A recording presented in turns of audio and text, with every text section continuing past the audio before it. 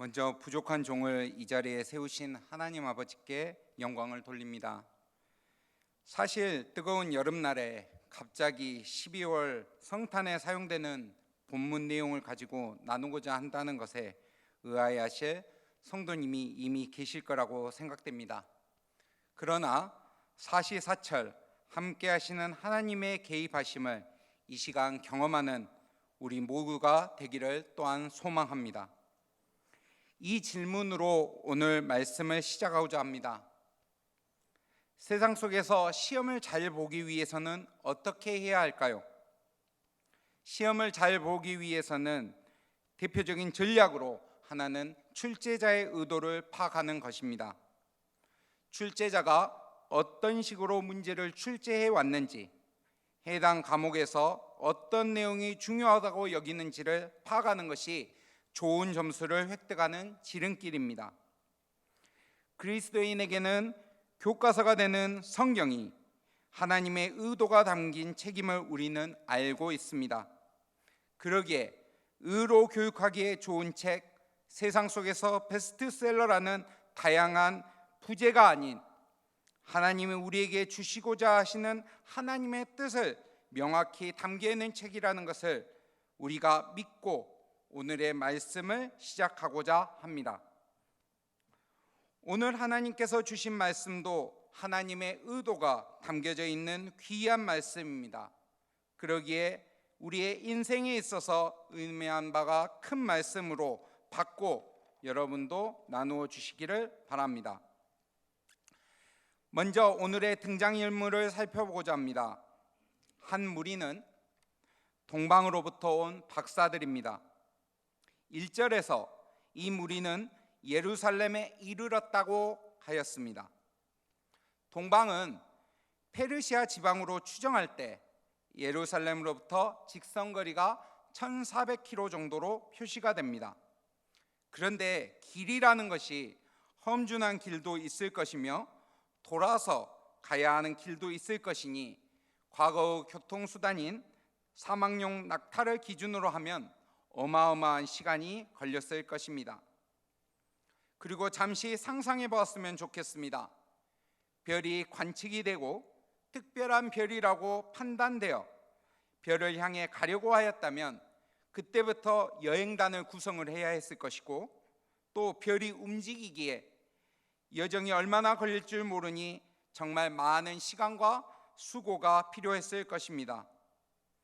즉 적어도 동방 박사들이 예수님을 만나기 위한 시간은 어마어마한 준비와 노력이 먼저 선행되는 작업이었으며, 예수님을 만나기 위해 준비하고도 가는 여정 속에서 도적과 질병과 짐승의 위협이 있기에 그 위협을 무릅쓰고 이 여정에 참가하였으니 대단한 열정이 아니고는 불가능했을 일입니다. 두 번째 등장인물을 살펴보도록 하겠습니다. 두 번째 등장인물은 헤롯 왕들과 모든 대제사장, 백성의 서기관들이었습니다. 이들은 어느 날 갑자기 찾아온 동방 박사들 때문에 당혹감을 나타낸 사람들이었습니다. 이사야 선지자를 비롯해 구약의 선지자들의 말씀을 통해 이미 예수님의 탄생을 예견해 두고 있었을 것입니다. 그러나 현재의 자신의 지위와 권력이 좋아서 이에 관심조차 두지 않았던 사람들이었을 것입니다. 하나님께서 주신 소명에 따르면 하나님께 예배 드리는 일의 대리자로서의 역할을 담당해야 했기 때문에 영적으로 더 깨어 있어야 하지만 이보다는 세상의 왕의 눈치를 보고 있었던 자들일 수도 있습니다. 이들에게는 동방의 박사들이 기이하게 여겼던 별이 안 보였을까요? 아니면 자기 스스로가 이곳의 통치자요 지배자이기에 별 관심을 두지 않았을까요? 다시 돌아가서 동방의 박사들에 대해 다시 한번 살펴보도록 하겠습니다. 성경에 기록된 박사들은 점성가들을 의미합니다. 이들은 별을 보는 사람이며 이를 통해 날씨의 변화와 영향을 파악하는 일을 하였을 수도 있고, 그것을 통해 점수를 시행하는 사람들이었을 수도 있습니다. 이것이 진실이지 거짓인지를 떠나서 자연이 가져온 위대함에 고대 사람들은 이들을 중요하게 여겼을 것이며 왕이나 통치자 옆에서 지위를 보장받고 살아가는 존재였을 가능성이 높습니다. 그런데 한번 생각해 봤으면 좋겠습니다. 자신이 이러한 자연의 불확실성을 연구하고 예측하는 일이 그만큼 중요한 일이라고 여겼다면 기약 없이 오랫동안 자리를 비우려고 하였을 때 왕이 좋아했을까요? 왕이 좋아하지 않았을 뿐 아니라 반드시 왕에게 허락을 받아야 했을 것입니다. 실제 느헤미야서를 살펴보시면 느헤미야서 1장에 왕의 술 관원장이 된 느헤미야의 사례가 나옵니다. 그는 예루살렘 땅의 황폐함을 재건하기 위해서 자리를 비우려고 하였습니다. 그때 왕에게 기한을 정하였고 그 기한을 정하였던 것처럼 기약 없는 장기간의 자리 비움은 왕에게 반드시 허락받아야 할 내용이었으며 거의 불가능한 일이라고 여겨질 사안이었습니다. 만약에 그가 왕의 신하가 아닌 민간의 점성술사였다고 가정해보면 개인이 이 여정을 준비해야 하기 때문에 어마어마한 많은 돈이 들어갔을 것이고 자신이 그 자리를 비울 동안에는 가족들이 돌보지 못하는 상황들이 되니 가족들의 밤새도 만만치 않았을 것입니다. 그런데 이런 반대에도 박사들은 왜 별을 쫓았을까요? 그 이유는 오늘 본문 10절과 11절 말씀에 있습니다. 다 같이 읽겠습니다. 그들이 별을 보고 매우 크게 기뻐하더라. 집에 들어가 아기와 그의 어머니 마리아가 함께 있는 것을 보고 엎드려 아기께 경배하고 보배압을 열어 황금과 유향과 모략을 예물로 드리니라. 별을 통해 이들은 태어나신 예수님이 정확히 누군지는 모를지라도 특별한 존재일 거라고 확신하였습니다. 이 예수님이 인류의 죄와 사망의 구원자 되시는 것까지는 모를지라도 보통의 존재가 아니었기 때문에 이런 존재를 보기 위해서 또한 이런 존재에 대해 경배하기 위해서 그들은 별을 쫓아왔습니다. 별을 보고 기뻐하는 장면은 이를 단적으로 보여주고 있습니다. 또한 여기서 또 놀라운 사실은 아기 예수님께 대한 경배가 이루어진 장소입니다. 그곳을 기록된 내용에서는 집으로 표시되어 있지만 우리는 성경에서 마구간이라고 칭하지는 않았지만 누가복음의 말씀에 보면 예수님이 태어나는 과정 속에서 여관에 머무를 수가 없었고 구유에 아기를 두었다는 추정을 통해 청결한 장소가 아니었음을 알 수 있습니다. 그럼에도 그곳이 아무 거리낌이 없이 그들에게 행복감을 가져다주는 장소였다는 것은 진정한 가치가 있는 곳이라면 그곳이 어떤 곳이든지 참 경배가 이루어지는 것으로 볼 수 있는 것입니다. 마태복음 11장에는 이런 장면이 나옵니다. 따르는 무리에게 예수님은 세례 요한에 대해서 잠시 언급을 하십니다. 그리고 그 무리에게 이렇게 묻습니다. 너희가 무엇을 보려고 광야에 나갔느냐? 이것은 아무것도 없는 광야에 무리가 나간 이유는 오직 하나님의 말씀을 전하는 선지자를 보기 위함이며 그는 선지자보다 더 나은 자라고 언급하십니다. 즉 예배는 이런 것입니다. 진정한 가치이신 예수님에 대한 경배, 선지자를 통한 하나님의 말씀에 초점을 맞추는 것입니다. 그러기에 우리가 이 자리에 있는 것입니다. 머릿속에 가득한 세상 일을 내려놓은 채 온 마음을 다하고 오직 말씀의 귀를 기울이며 예수님 앞에 나와 예배드림을 고백하는 이 시간 되시기를 소망합니다. 동방 박사들이 준비한 보배압의 구성은 황금, 유양, 모략이었습니다. 황금은 많은 분들이 그 가치에 대해서 이미 아실 것이고, 유양과 모략은 향초로서의 역할, 진통제와 같은 약초로서의 역할, 썩지 않게 만드는 방부제와 같은 역할을 담당하여 그 유용도뿐만 아니라 그 가치가 희소성이 높아 매우 가치로운 것으로 여겼습니다. 즉, 예물로서 가지는 가치는 물질적으로 환산해도 우리의 인생들이 이것을 싫어하는 사람이 없을 정도의 가치를 가지고 있었던 것입니다. 그런데 황금, 유양, 모략만을 동방의 박사들은 준비한 것이었을까요? 당시에 중요한 가치가 있는 물건을 대충 포장해 왔을까요? 이미 이 여정을 준비하는 단계부터 보배압에 담아왔을 것으로 추정한다면 이들은 이 여행의 첫 단계부터 알 수는 없지만 대단한 분에게 예배를 준비하고 있었습니다. 세상 속에서 나의 고용주가 되는 왕과 같은 사람들이나 나의 관련된 일가 친척들보다 물질적 가치로는 너무나도 소중한 황금이나 유양과 모략과 같은 소중한 물건들보다 얼마나 많은 시간이 소요될지 모르는 상황에서의 시간들보다 우리의 주님을 찾는 귀한 행보에서 그들은 만족하고 행복하였습니다. 왜냐하면 그들은 세상 속의 어떤 가치보다도 나은 무언가가 있다는 확신과 믿음을 가지고 있었기 때문입니다. 우리는 일상 속에서 다양한 요소들이 예배를 어렵게 만들기도 합니다. 나의 직장과 사업장이 주일에 수요밤 예배의 시간에 근무하게 만들 수도 있기 때문입니다. 일가 친척의 결혼이 또는 나의 상사와의 주요 관계의 일정들이 주일에 이루어지는 경우도 있습니다. 나를 세상 속에서 괴롭힌 나의 직장 동료가 그 예배의 자리에 함께 앉아 있을 수도 있습니다. 그러나 최상의 가치가 예배가 있다면 미리 세상의 양해를 구하는 지혜를 구하시기 바랍니다.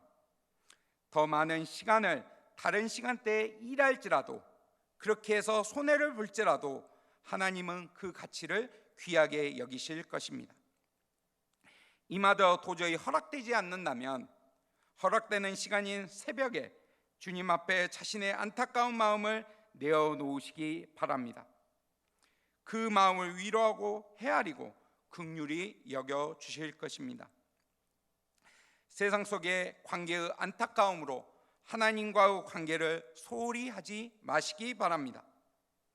오히려 그들을 불쌍히 여기고 이 자리에서 기도하시면 하나님이 당신의 마음을 더욱 위로하고 용기와 힘을 부어 주실 것입니다. 제가 서두에 하나님의 의도가 담긴 책을 성경이라고 언급드렸습니다. 그 속에는 값없이 주신 하나님의 선물인 복음과 구원이 담겨 있습니다. 알지 못하는 경배 대상을 향해서 동방 박사들이 예배를 드렸던 것이, 우리는 이미 알고 있는 복음이신 예수님이 어떤 분인지 명확히 알고 있으며 그 일을 믿고 있는 그리스도인입니다. 먼저 택함 받은 우리가 하나님과 예수님을 믿고 있는 우리가 확신하고 준비하는 가치가 무엇일까요? 한번 이 시간 자신을 되돌아보시면 좋겠습니다. 언급드렸듯이 동방의 박사들은 자신들의 나라에서 왕의 측근이었습니다. 그들의 지위는 자신의 나라로 돌아가면 더 이상 보장되어 있는 상황이 아니었습니다. 왕의 명령도 어기고 왔고 가족 구성원의 말도 듣지 않은 채 왔기에 돌아가면 자신들의 신분도 불확실하고 가족들의 비난 또한 불보듯 뻔한 상황이었습니다. 우리나 동방 박사나 세상에서 볼 때는 비슷한 처지입니다. 삶 속에서는 상황이 녹록지 않고 나에게 주어진 세상 속의 인간관계마저도 무시할 수 없는 요구나 유혹이 너무나도 많은 상황입니다. 그런데 본문에서 보면 이 순간 새로운 제안이 들어옵니다. 바로 헤롯 왕의 제안입니다. 동방의 박사들에게 있어 예수님께 경배한 후에 헤롯 왕에게 고하면 어쩌면 일자리가 생길 수 있습니다.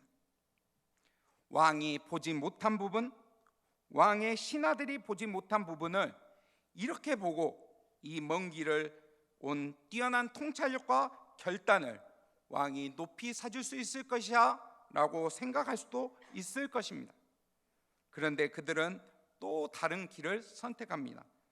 12절 말씀을 한번 같이 읽겠습니다. 시작. 그들은 꿈에 헤롯에게로 돌아가지 말라 지시하심을 받아 다른 길로 고국에 돌아가니라. 그들은 9절에서는 별의 인도하심을 따라 예루살렘에서 베들레헴 그리고 예수님이 계신 곳까지 왔습니다. 12절에는 꿈을 통해 지시하심을 받아 그냥 돌아갑니다. 누구의 인도하심과 누구의 지시하심을 받고 있습니까? 우리가 믿는 하나님께서 이미 별과 꿈을 통해 인도하고 계심을 믿으셨으면 좋겠습니다. 우리의 창조주께서는 우리의 머리털까지 세시는 바 나에게 최상의 관심과 애정을 갖고 계신 분이십니다. 예수님을 통해 교회라는 공동체를 세우신 하나님은 별의 지시하심이나 꿈으로 만나주시지 않으시더라도 완성된 계신 성경 말씀을 통해 권면하고 계심을 믿으시기 바랍니다. 강단에서 세움받은 목사님이 말씀을 전하실 때 나의 마음이 찔림이 있다면 나를 사랑하시는 하나님의 지시하심이 이 순간 임하고 있음을 믿으시기 바랍니다. 주변의 중직자들이 하나님의 말씀에 드러난 사랑의 표현으로 여러분을 권면하고 계심을 또한 믿으시기 바랍니다. 삶 속에서 누군가가 세상에 금지할 법이 없는 성령의 열매의 자세로 여러분과 저에게 권면하고 있다면 이 역시 별과 꿈을 통해 동방박사를 인도하시는 하나님이 지금 이 시대에 동일하게 나를 인도하고 계심을 믿으셔야 할 것입니다. 그리하여 나는 비록 연약하고 힘이 없을지라도 외롭고 힘들지라도 이 순간에도 나를 인도하고 계시는 분은 하나님 아버지이심을 삶 속에서 고백하시기를 소망합니다. 지금까지 우리 하나님은 어떤 순간에도 예배라는 방식을 통해 말씀으로 영적 동역자의 권면으로 계속하여 사랑하고 계시다는 것을 오늘 본문 말씀을 통해 보여주셨습니다. 그렇다면 우리는 어떤 선택과 어떤 길을 가야 할까요? 10년 전에 2016년 경신교회 중고등부 부장교사를 제가 담당하고 있을 때입니다. 겨울 수련회를 전라북도 임실 전라 SFC 연합 수련회에 참여하였습니다. 전라 SFC라는 조직은 전남, 광주, 전북에 속한 고신교단의 교회의 대학생, 중고등학생 교회학교 연합체 형식으로 당시는 중고등학생 학생들을 대상으로 한 500여 명의 학생들이 모였던 것으로 기억을 합니다. 저는 당시 40여 명의 경신교회 중고등부 학생들과 동행하였습니다. 이때 주제 말씀이 마태복음 6장 5절에서 15절 말씀인데 이 말씀은 주기도문 말씀입니다. 이를 토대로 4번의 집회를 가졌습니다. 이때 제 마음에 확신과 결단을 주었던 말씀이 있어서 함께 나누고자 합니다. 제가 2가지 말씀을 읽겠습니다. 먼저 마태복음 6장 10절 말씀입니다. 나라가 임하시오며 뜻이 하늘에서 이루어진 것 같이 땅에서도 이루어지이다. 마태복음 16장 19절에는 이런 말씀이 있습니다. 내가 천국 열쇠를 내게 주리니 내가 땅에서 무엇이든지 매면 하늘에서도 매일 것이요 내가 땅에서 무엇이든지 풀면 하늘에서도 풀리리라 하시고, 이 두 말씀의 특징은 성경에서 제자들을 향해서 예수님이 말씀하신 내용입니다. 그런데 이 두 말씀인 관심사는 바로 하늘이 아닌 땅입니다. 일반적으로 우리는 천국은 죽어서 가는 곳으로 많이 인식되고 있습니다. 그러기에 살아있는 이 시간에 천국은 아직 준비할 시간적 여유가 많이 있다고 여깁니다. 그러나 예수님은 제자들과 이 시대의 성경을 읽는 독자들에게 천국은 땅에서도 이루어지는 것임을 말씀하십니다. 이 땅에서의 삶 또한 천국의 연장선으로 명확히 지정하십니다. 그렇다면 천국을 소유한 우리에게 매우 엄중한 말씀으로 다가올 것입니다.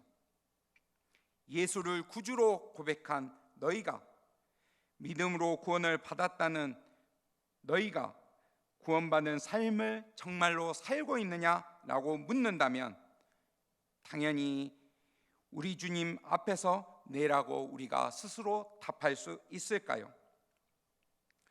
예수님의 비유 중에 달란트의 비유를 기억하실 것입니다. 종들에게 각각의 재능대로 달란트를 맡기고 떠나셨다가 주인이 돌아와 결산할 때 주인에게 대답하기를 당신은 굳은 사람이라 심지 않은 데서 거두고 해치지 않은 데서 모는 줄을 내가 알았기에 아무것도 하지 않고 땅에 감추어 두었다라고 말하는 종이 혹시 우리의 모습이 아닐까요? 우리가 삶 속에서 이러한 마음과 행위를 가지고 혹시 살고 있다면 우리는 하나님의 의도와 예수님의 말씀을 분명히 거역하고 있는 삶을 살고 있는지도 모릅니다. 가치를 예수님께 두고 있다고 입술로는 고백하는 것과 달리 모든 삶은 나의 중심, 나의 편의, 내 마음대로 이루어지고 있기 때문입니다. 예레미야 17장 9절에서 10절은 하나님의 경고를 우리에게 나타내십니다. 제가 여러분 대신해서 읽겠습니다. 만물보다 거짓되고 심히 부패한 것은 마음이라 누가 능히 이를 알리려마는 나 여호와는 심장을 살피며 배부를 시험하고 각각 그 행위와 그 행실대로 보응하나니.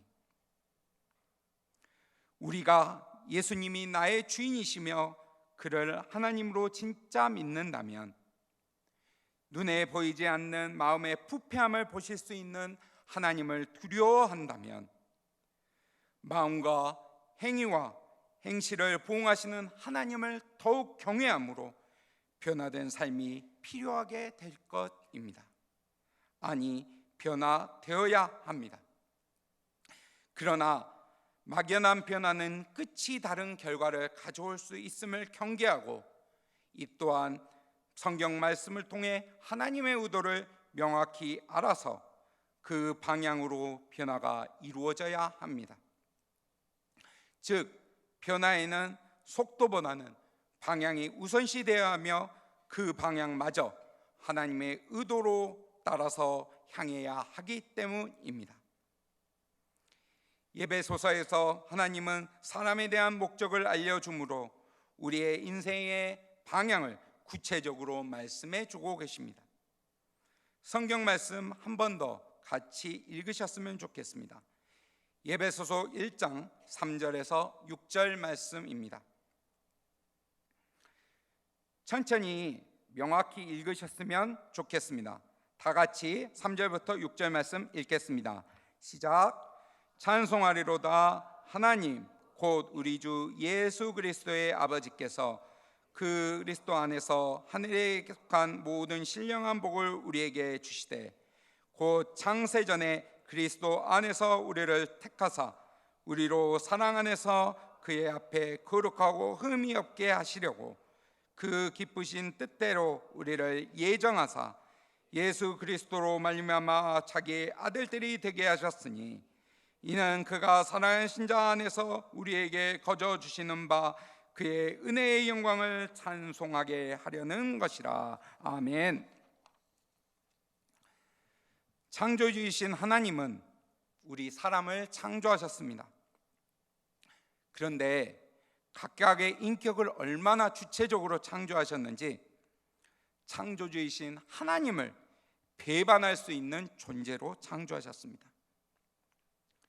이 말은 죄가 기가 막힌 타이밍에 어쩔 수 없이 우리에게 들어와서 우리가 죄인이 된 것이 아니라 우리 인간을 너무 사랑하셔서 취사 선택할 수 있는 인생이 되게 하셨는데 우리가 죄를 선택한 것입니다. 그런 인간인 우리에게도 하나님께서는 끝까지 놓지 않으시고 목적을 두고 계셨으며 여전히 그 목적을 이루시기를 원하신다고 오늘 에베소서 말씀을 통해 말씀하고 계십니다. 특별히 5절과 6절에 나타내신 것 같이 예수님을 통해 우리가 하나님의 아들됨을 알게 하시고 주신 은혜의 영광을 우리 스스로 찬송하게 하시길 원하신다는 것입니다. 세상에 어떤 신이 우리 인간을 이같이 대할 수 있겠습니까? 충분히 가지신 힘과 능력과 권위로 압박하실 수 있음에도 참으시고 인내하시고 우리가 성장하여서 진정한 예배자로 나를 인격적으로 진짜 사랑하시는 아버지 하나님의 영광을 스스로 알고 깨달아서 아버지를 찬양하는 존재로 세우도록 기다려 주실 수 있겠습니까? 경신교회는 지난 21년 전 귀한 사명을 가지고 세워졌습니다. 담임 목사님께서는 믿음의 1세대, 2세대로 구분하여 말씀하시지만 교회적으로는 21세의 청년기의 시기입니다. 이 자리에 부모가 되신 분들, 할머니, 할아버지가 되신 분들이 계실 것입니다. 아이가 2, 3세 정도 되면 하는 모든 행동이 귀엽습니다. 딱 이 시기에 하시는 보통의 말씀이 이대로 안 자랐으면 좋겠다라고도 하십니다. 그런데 아무 질병도 없는데 만약 그 아이가 그 모습 그대로 시간이 지나도 자라지 않는다고 생각해 보신다면 그것은 세상의 어떤 질병보다도 무서운 일입니다. 시간이 지나면 자라는 것이 정상적인 것입니다. 하나님 역시 자녀된 저희가 자라나길 바라시고 계십니다. 교회가 말씀에 의지하여 질서에 따라 결정하고 섬기는 영역의 모든 자리에서 우리 함께 합시다 라고 권면을 할 때, 그리고 손을 내밀 때, 카톡이나 문자 메시지를 통해 대화를 통해 우리 함께 합시다 라고 전할 때 나의 상황이 이러하여, 나의 사정이 이러하여, 나의 성향이 조용히 교회를 다니는 것이라, 나의 MBTI가 소극적인 사람이라, 어쨌든 간에 우리의 모든 모습이 하나님 앞에 있음을 두려워하시기 바랍니다. 모든 일을 헤아리시는 하나님의 은혜의 영광을 진짜 내가 찬양하고 있는지를 스스로 판단해 본다면 우리는 주 앞에서 내가 도대체 몇 살로 성장하고 있는지를 알게 될 것입니다. 진짜 오리지널 1세대이신 하나님은 우리가 성장하길 바라십니다. 진짜 예배하는 자로, 진짜 찬양하는 자로, 진짜 하나님의 기록된 말씀을 읽는 자로 시편 107편의 말씀처럼 근심 중에, 환난 중에, 고통 중에 하나님께 부르짖는 자로 세워져서 여호와의 인자하심과 인생에 행하신 기적으로 말미암아 그를 찬송하리라는 고백이 이 시대의 성전인 교회와 공동체를 사랑하는 21의 경신교회의 모든 지체들에게 이루어지기를 원하시고 계신 겁니다. 그래야 이 땅의 천국을 우리가 세상에 보여줄 수 있습니다. 말씀대로 살아봅시다. 배운 대로 행합시다. 수동적이지 않고 적극적으로 서로를 아끼고 사랑합시다. 그리하여 하나님이 이 시대의 소망으로 사용하시는 경신교회가 되시기를 강하게 권면합니다. 아멘.